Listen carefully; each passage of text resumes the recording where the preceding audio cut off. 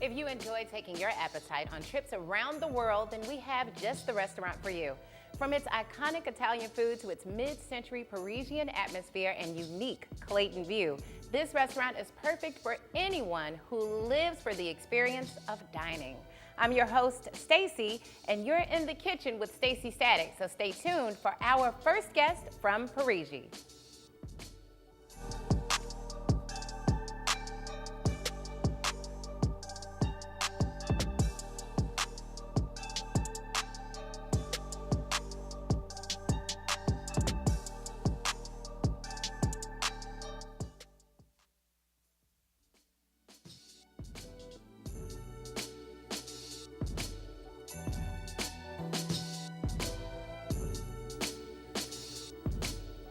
Joining me is Chef Ramon Cuffie. He's the executive chef at Parigi. So welcome to In the Kitchen, Chef. So what are we making today? Octopus. That is intimidating. Yeah, it is, but it's probably one of the what do you call it, smartest things in the sea, probably. And why is that? Well, they have a good memory. They have strong memory. They have 3 hearts. They have 9 brains. 9? Yeah. Yeah. So how do you even catch something like that? Usually they're in nets. All right, called slipping is what they're caught in a net. Yeah. So tell me about your background as a chef. Well, I started off as a kid here at Shakes Park Plaza. Wow. My mom got me a job there as a busboy and begged the chef to be a cook. Oh. He said no for several months, and then one day he just said, "Come in early in the morning, and I want you to do eggs." Or something. And so you've been doing that, like basically sous chef work for? No, I started off as an omelet cook. Oh, and okay. Then after that, I worked for a little small burger joint in Frontenac Plaza, and then went to another iconic restaurant here in the city everyone knows about called Al Baker's. Oh, okay. And from there It's been just nonstop culinary delights. That's it. So what are we doing with this octopus today? Well, today we're going to sear it. Normally at the restaurant we sear them and then we poach them in olive oil for about 2 hours at about 250 degrees. Gotcha. And today we're going to sear it. I think it's really beautiful when you just put a little salt, pepper, olive oil, and that's it, huh? That's it. And then we just go into a hot skillet. A few things, you watch it curl up. It's a lot of water in it. Any girl who's had like braids, that's like dipping your braids to curl them at the end. That's what it is. That's what it is. That's what it puts So you in the want mind to get it of. in there, rub it around. You want to have a hot skillet. You can see all this smoke's in there. And you just let it go. There's a lot of water in there, so when you get these, you want to thaw them and sort of lay them out on kitchen towels. Oh, okay. Sort of let them dry out overnight. But you just want to get that beautiful burgundy color that comes with the octopus. And so that's what you're looking for, like a certain color when you searing an octopus. Sure. So it turns burgundy. Yeah, you have a sort of a reddish, as you can see right here. And you guys notice I'm not using tongs because in the restaurant you use your hands quite a bit. Yeah. So you just want to leave it in there. It takes about 5 to 10 minutes to get a good sear on them. So tell me about the work you do over at Parigi, because I'm a super fan of your bolognese. Like when I want a delicious bolognese, I go to Parigi. Tell me about the different flavors and how you come up with the concepts for the recipes. I think it's more about, I think it's foods of my travels. I mean, I worked in an Italian restaurant here, Bar Italia, for like 10 years, and we just sort of traveled all over Italy cooking. So, and what I mean by that, we just went from region to region. And the first time I got a chance to go to Italy, as anyone would do, you eat your way through. Right, so absolutely. For me, it's Parigi. I'm just cooking the things that I enjoy, that I love to cook. But really, it's more about my travels. Right. And things that I came like dish like this you can find every day. You go out and if you're in France or in Italy, you see these things at the market all the time, and we don't see them here. We have to bring them in. So, I think that's mostly where it comes from, and a lot of reading. And the other thing is understanding history. If you really want to learn about food, it's just cooking and really reading history. As you can see how beautiful that looks? Yeah, that is pretty. And it smells better now. Yeah. At first it smelled like the ocean. I can't even front. Yeah. But now it smells like something I actually want to eat. Because I think I've tried octopus one time, so I'm really, really excited to try your salad today. So that's, first you sear it. Well, actually, first you sear it, and then in the restaurant you actually... We poach it in olive oil for about 2 hours. Wow. And we take it out, and, you know, just about every restaurant you can find, they probably do it the same way. It depends on you. If you want to put, like at the restaurant, we put a little fresh marjoram, chili pepper, and olive oil, and we marinate in sliced raw garlic. Oh, okay. Some people will just use garlic and chili. We make a chili oil there at the restaurant, and we just sort of drizzle on, as you can see here. And that's it. That's it. And we grill them to order after they're cooked. And it's a healthy salad, and it's the way we do it. I think it's tenderer than most. In different cultures, they like a little bit of a chew, but here in the States, we don't like anything. No, because we don't want it to feel like it's still alive. Right. That's the thing. So you take all the chewiness out of it and make it like a nice bite. Yes, and the then octopus. you know, if you look at Korean food and what they do with it, there's a dish that they do that's raw, but people are kind of afraid of it because it could get, the tentacles can get stuck in your throat. Yeah, because they got little suction cups. So I don't want to That's eat it. nothing that's gonna bite me back. That's scary. That's it. But you want to let it curl up, All and you right. want to do it a little bit at a time so you don't get all that water in the skillet. And you want it as dry as possible when Yes. you put it in there. That's why you dry it out on kitchen towels, and you put the salt in to really dry that water out before you even start to sear it, so it can get the browning on it, so you're not basically steaming Yes. the octopus. All right. The Italians, they will put it in a pot of water and stick a big chunk of bread because it has a strong, like you smelled earlier, has a strong flavor. They'll put a piece of bread with the top on there, and the bread is actually supposed to soak up the smell. Oh, does it do? I don't know that You know. actually happens. So how long does it take for something like this to cook? About 2 hours, and then the other folklore, I mean, people that get taught this when I was a kid, that you threw corks in there, and you'll see that all over the internet, that when you're cooking octopus, you should use a couple of wine corks, so that's supposed to help tenderize it. I don't know if scientifically. Have you ever used that? You've Oh never yeah, even we do tried it in the restaurant because you get taught that way and you just do it. But it's a talking point at least if you have guests over, you But know. we're not doing that. No, we're not doing that today. today. I just wanted to let you see how beautiful it looks. It really is. Because it looks really interesting when you just brought it out. But now that it's being seared, that definitely looks And that's looks the way you edible. want it to look. All right, so tell me about your history as a chef. You said you started off as an amateur, but you actually did go to culinary school. Yeah, I went late in life. Okay. I mean, I had a motorcycle accident and I decided that I wasn't sure what I was going to be doing. So I was doing a few wine dinners and working for a friend of mine. And I always wanted to go to culinary school, but everyone said, you know, when you work a couple of years, oh, you don't need that, it's a waste of money. I didn't find that at all. I found You learned a lot. I learned an inveritable shitload. Excuse me, I know that's bad, but it's kitchen talk. But yeah, I learned a lot, and it was probably one of the best decisions I've made. Okay.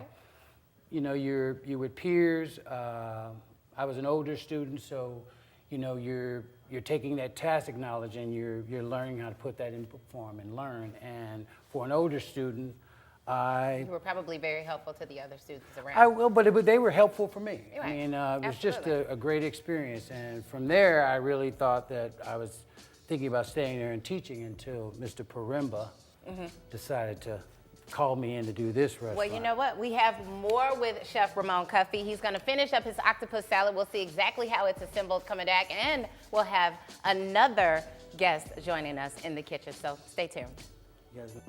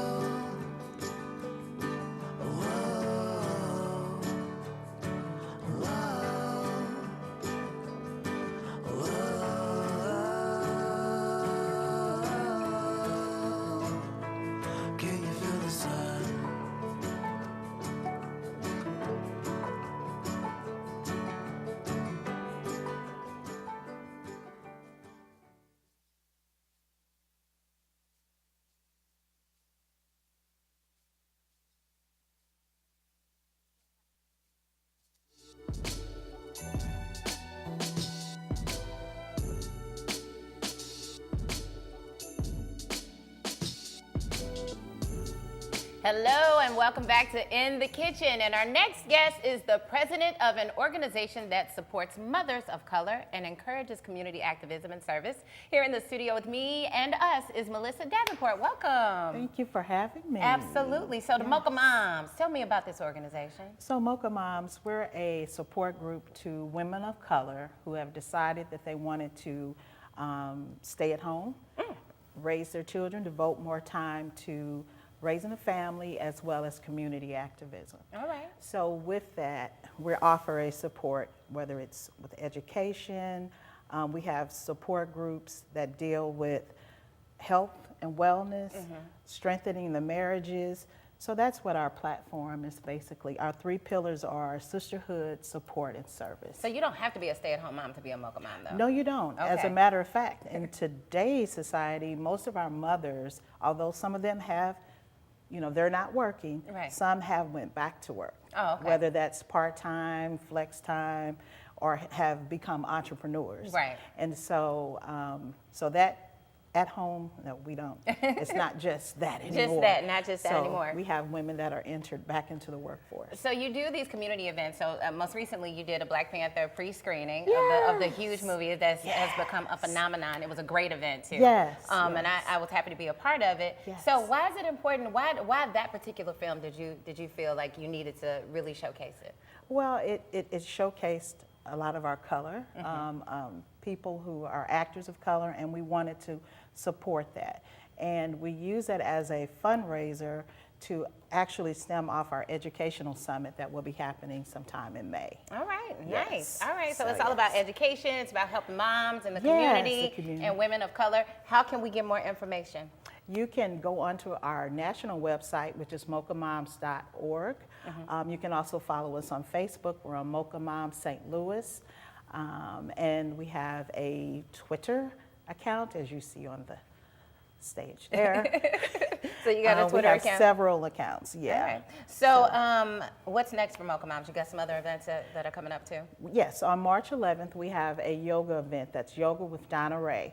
And it's going to be held, her business is called Mindful Movements. And so you can join us there. Okay. And for more information, you can go onto our website. It is stlouismochamoms.org, as well as stlmochamoms@gmail.com. All right, so for we can more email information. you to get more info. So thank you so much. Make sure you go out and get your yoga on Sunday, March 11th. Yes, North come join Market from 3 to 4. I want to try yoga. I tried it a couple of times, but I need to come back and maybe with some Mocha Moms. With it might some- be a yes, different experience, Come on out and bring others to come and join us. Okay. So, and then you could also join our membership. $50 a year. Oh, that's nice. Wonderful activities. We have Mocha Mom Nights Out once a month. Oh, okay. We have Home Aloners Breakfast for those moms who are stay at home. They meet at a breakfast facility twice a month and they discuss different topics. Okay. We also have Black Marriage Day that's coming up, which will be March 23rd, and a lot of the couples will get together and do things together as well. Love it. Well, thank you Yes. so much, Michelle. Thank you for having So me. are you going to stick around to try the octopus? Yes. She is. She's in it. So, Ramon, we're going to go ahead and assemble this salad. So what's next? Next, I'm gonna find a glove here so we don't look crazy on TV. Okay. Put out a glove, right? Here we go. It's Okay. all the health people. All right, so we're gonna take. So we're just warming it up right now. We're just searing gonna it. sear it and get a nice color on it. Get a nice hot skillet. In the restaurant, we put it on the grill. So you're gonna get a nice color on So it. it You're can have gonna, like a char grill taste to Yeah. it as well? Okay. and you wanna have a hot skillet or hot grill. And how long do you do that for? Because Just to get some color. Making it, Yeah. Okay. We just stick it on the grill, and as you can see, it's starting to change colors now. And So you you just give want to that warm some it up, color. warm it up. The texture is great on when they're cold. I like them cold. Well, when they're seasoned right, I guess eating them cold, you just pick at them and. I put them in a sandwich. I throw them on toast. I eat them all kinds of ways. I'm really trying to, I can't wait to try it though. I can't wait to try it because it actually does So smell while they're delicious. searing, excuse me, we're going to go here, and we're going to take a few things that we have here. We have a little bit of watercress and just a little bit in there. We have some fresh, beautiful fennel. Oh. And what's really nice about the fennel, and the lemon vinaigrette is that gives you sort of a, it sort of refreshes you from this intense kind of spicy dish, and the potatoes. Those are just fingerling potatoes, Yeah. right?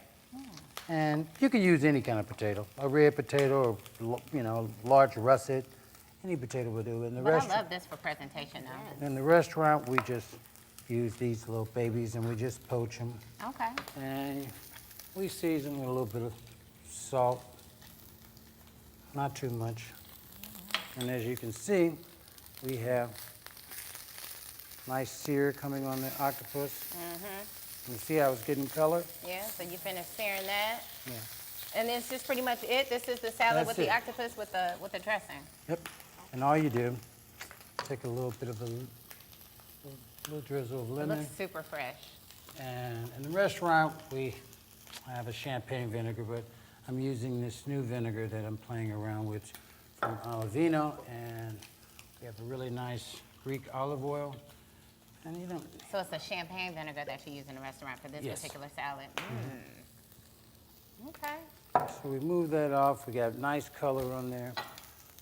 And one of the nice things about this salad is that it just has great flavor, and the fennel is sort of a backdrop for it. But as you can see, Well, let's go ahead and get this plated up and see how it looks. Are we ready to chop that up and put that in the salad? we are going to chop it up. All right.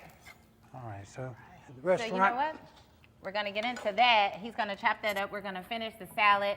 Make sure you check out Ramon, Cuffie, and the staff over there at Parigi. They do some great, fantastic work. Look at this. It looks amazing. I cannot wait to try it. But you know what? Thank you so much for joining us on this episode of In the Kitchen with Staci Static. We're going to continue to watch him make this up. Are we almost? Are we almost there? We're almost there. We're almost there. All right. You guys really need to have some tools. But He is- you he's just pretty a fast little, at this right a now. little, So you a toss little that toss, up. and you know, in the restaurant, you know, most cooks you should taste everything. So in the restaurant, that's great. So make sure you got enough flavors. And Make sure for you home cooks out there, don't be afraid to try your food. No, Please don't. Because And there's this- a lot of people serving up stuff. You don't even know how it tastes. You know the flavor profile be off. Girl, this stuff too salty. Why you put this on my plate? and this is one of those things it's a really refreshing salad. It's something you can do for a picnic. It really does. It looks delicious. You know, and this is basically the way we serve it in the restaurant. And then we just take a little bit of the octopus, And the presentation, though. and we just sort of put them around the sides. Nice. And that is the finished product Yes. right there. Yes. So we get to get in there? We put a little less octopus on there in the restaurant. But I wanted everyone to get a taste. And So really it's understand. potatoes, and it's fennel, and it's octopus. It's a very simple salad. And the octopus is spicy, so the fennel just sort of cleans it up and sort of refreshes your palate to go back in for another bite. It's super surprising, right? It's really surprising. Thank you so much. Oh, you're welcome. You're No, welcome. this is delicious. This is way better than whatever I tried before. I am now a believer that octopus can be tasty. Thank you so much to Chef Cuffie from Thank Parigi. you. Make sure you go and check him out. Also, Melissa Davenport of Mocha Moms Incorporated. Make sure you sign up, become a Mocha Mom today. And for more information on STL TV or In the Kitchen, you can download the STL TV app or connect with us on YouTube, Facebook, and Instagram. It's hard not to finish the whole play, right? We want to hear from you. See you next time.